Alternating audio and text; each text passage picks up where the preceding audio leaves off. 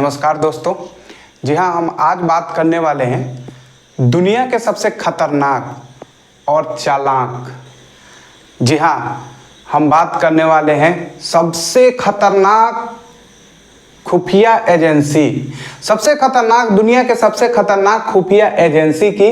जी हाँ, आप सही समझे, इजराइल की खुफिया एजेंसी मोसाद। दुनिया के नक्शे कदम पर एक छोटे से देश इजराइल का एक खुफिया एजेंसी है जिसके नाम से ही आतंकवादियों के लीडर खौफ खाते हैं। वैसे तो अमेरिका, ब्रिटेन, भारत, पाकिस्तान, चीन, लगभग सभी देशों के पास खतरनाक और ताकतवर खुफिया एजेंसी है, लेकिन इनमें मोसाद का नाम बहुत ही इज्जत से लिया जाता है। यह एक ऐसी एजेंसी है जो अपने मुल्क के दुश्मनों के खिलाफ एक किलिंग मशीन की तरह काम करती है। वैश्विक स्तर पर मोसाद जो है वो गुप्त ऑपरेशन को अंजाम देने में दुनिया की टॉप एजेंसी के रूप में जाना जाता है। आमतौर पर ऐसे ऑपरेशन को अंजाम देना बहुत ही कठिन होता है, लेकिन मोसाद ऐसे अभियानों को में महारत हासिल है।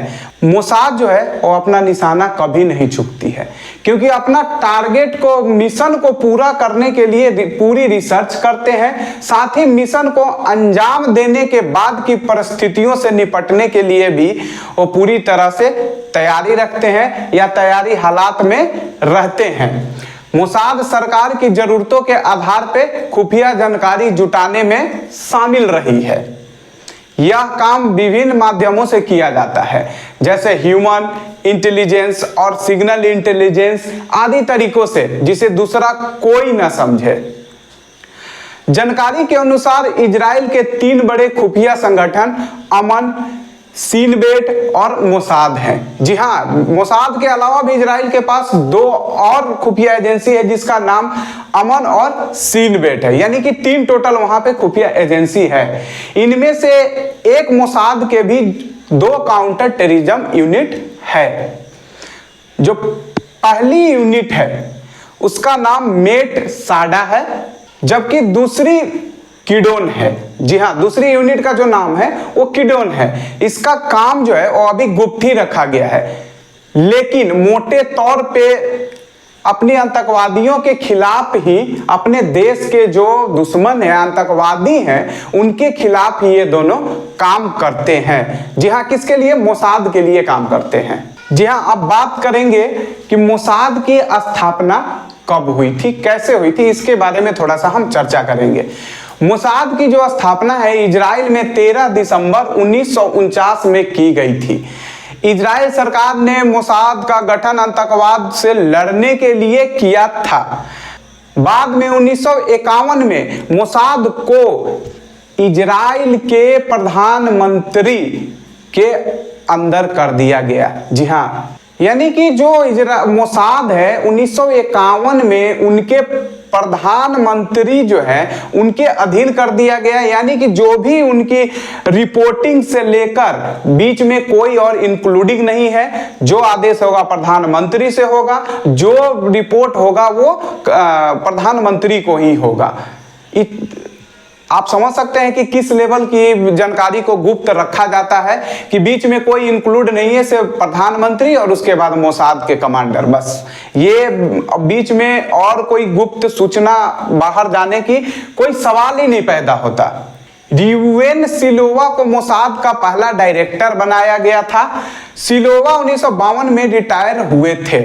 इसके बाद सकी कमान इस पर हरल का आ गई थी। जी हाँ, हरल ने अपने 11 साल की कार्य विधि में इसको खूंखार और आतंकियों की किलिंग मशीन के रूप में उसको तब्दील कर दिया। आज के दौर में मोसाद के पास top class secret agent, hi tech intelligence, sharp shooter, कातिल हसीनाओं समेत कई तरह के जासूस जो हैं, गुप्त योद्धाओं की फौज है। वो मोसाद के एजेंट इतने सफाई से काम को अंजाम देते हैं कि कोई सबूत बचता ही नहीं है। मोसाद ने अन्य देशों की खुफिया सेवाओं के साथ खुफिया संबंध भी विकसित और बनाए रखा है। मोसाद उन देशों के साथ गुप्त संबंध स्थापित करने में भी शामिल है जो खुले तौर पर इजराइल का साथ नहीं देते या देने से बचते हैं। जी हाँ दोस्तों, अब बात करेंगे लेबनान द्वारा मोसाद पर इल्जाम लगाया गया है या मोसाद द्वारा इस काम को अंजाम दिया गया, दोनों ही कह सकते हैं। जी हाँ, हम बात कर रहे हैं लेबनान में पेजर ब्लास्ट की। लेबनान में पेजर ब्लास्ट में कम से कम 9 लोगों की मौत हुई और 3000 के आसपास लोग घायल हुए। लेबनान के स्वास्थ्य मंत्रालय के मुताबिक घायलों में 200 से ज्यादा की हालात जो है वो काफी गंभीर था। जी हाँ, लेबनान के चरमपंथी संगठन हिजबुल्लाह ने पेजर ब्लास्ट के लिए इजराइल को जिम्मेदार, खास करके मोसाद को जिम्मेदार ठहराया गया है और कहा है कि इसकी उचित सजा भी देंगे। हालांकि इजराइल की तरफ से इस घटना पर अभी तक कोई आधिकारिक बयान नहीं आया है। लेबनान की सरकारी एजेंसी के मुताबिक धमाका राजधानी के बेरूत से लेकर बाला वैली जैसे इलाकों में हुआ है। हिजबुल्लाह के कई टॉप लीडर के मारे जाने की या घायल होने की आशंका है। तो इस पर हम बात करेंगे कि आखिर क्या है पेजर। जी हाँ, सबसे पहले समझने की जरूरत है कि आखिर ये पेजर है क्या, कैसे एक साथ 1000 से ज्यादा पेजर में ब्लास्ट हुए, समझते हैं इसको। पेजर एक छोटी कम्युनिकेशन डिवाइस है जो मैसेजिंग के लिए इस्तेमाल होती है। 80 के दशक में, जी हाँ, आज से कम 20-40 वर्ष पहले के दुनिया भर में इसका धड़ल्ले से इस्तेमाल होता था, लेकिन मोबाइल और टेक्नोलॉजी के दूसरे टेक्नोलॉजी के आ जाने के बाद पेजर का लगभग जो है वो खात्मा हो गया। पर हिजबुल्लाह जैसे या कई आतंकवादी संगठन हैं जो अभी भी इसका यूज या प्रयोग करते हैं, क्योंकि मोबाइल या दूसरी कम्युनिकेशन डिवाइस के मुकाबले ये सुरक्षित माना जाता है, या रेडियो तरंग पे काम करता है या रेडियो वेव पे कहें तो काम करता है। जी हाँ, इसका जो ऑपरेट करने वाले हैं यानी कि ऑपरेटर जो है किसी भी रेडियो फ्रिक्वेंसी पर पेजर से मैसेज भेज सकते हैं। तो सवाल ये उठता है कि एक साथ 1000 से ज्यादा पेजर में धमाका आखिर कैसे हुआ। इसके पीछे भी अलग अलग थ्योरी सामने आ रही है।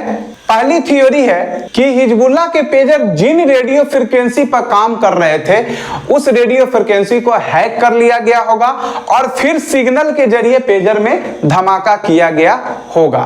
डाटा एनालिस्ट राल्फ बायदो अल जजीरा से कहते हैं कि पेजर में लिथियम की बैटरी लगी होती है। अगर पेजर को हैक कर लिया जाए तो उसकी बैटरी को ओवरहीट किया जा सकता है। उसके बाद एक प्रक्रिया शुरू होता है जिसको थर्मल रनवे प्रोसेस कहते हैं। इस प्रक्रिया में केमिकल चेन रिएक्शन होता है और अचानक बैटरी का टेम्परेचर इतना बढ़ जाता है कि उसमें बहुत तेज धमाका हो सकता है। हालांकि राल्फ कहते हैं कि एक साथ इतने पेजर में इस तरह से धमाका संभव नहीं है। इसके लिए पेजर में पहले से ही कोई बग होना जरूरी है। इस बात की ज्यादा